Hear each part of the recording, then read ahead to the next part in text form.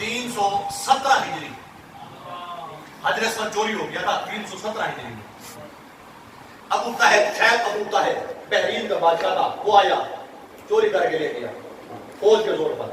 20 سال طریق پڑی ہے, 20 سال حجر اسود حرم کعبہ میں نہیں تھا, اور اس نے 3 سال حج بھی نہیں کرنے دیا, عمرہ بھی نہیں کرنے دیا, کئی سارے لوگوں کو شہید کیا.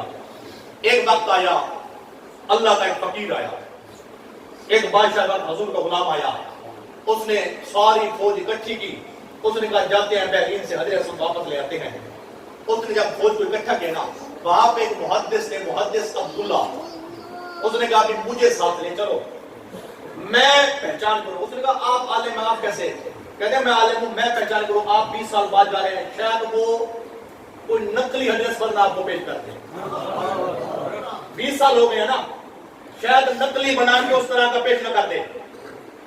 محدث وقت ابو عبداللہ وہ پہنچ گئے. جب پہنچے تو کیا ہوتا ہے, اس نے کہا بھی واپس کروں گا, واپس کیجیے. اب وہ نقلی اٹھا کے لائے, نقلی.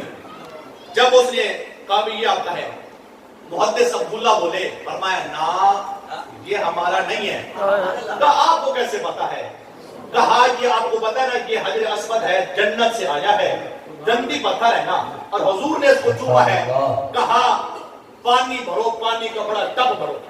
جب ٹب بھرا گیا, فرمایا اس میں ڈالو, اگر ڈوب گیا نقلی ہے, نہیں ڈوبا تو اصلی ہے. کہا پتھر ہے یہ تو ڈوبے گا. کہا جو جنتی ہوتا ہے وہ ڈوبتا نہیں ہے.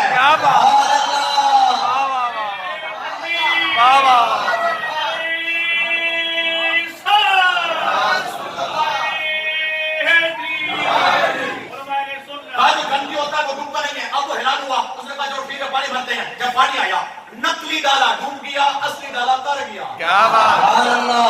کہا آپ کو کیسے پتا؟ کہتے ہیں ہم نے پڑھا ہے جو جنتی ہوتا ہے وہ ڈوبتا نہیں ہے. دوسری بات, جس کو حضور نے چوما ہو وہ بھی ڈوبتا نہیں ہے.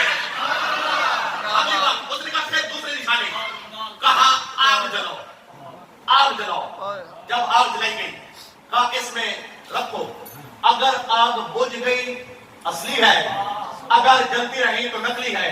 جب نقلی کو ڈالا تو آگ جلتی رہی, جب اصلی کیا تو آگ بجھی. کہا کیسے پتا چلا؟ کہ حضور نے فرمایا تھا جو جنتی ہے وہ آگ اس کے قریب آتی نہیں ہے.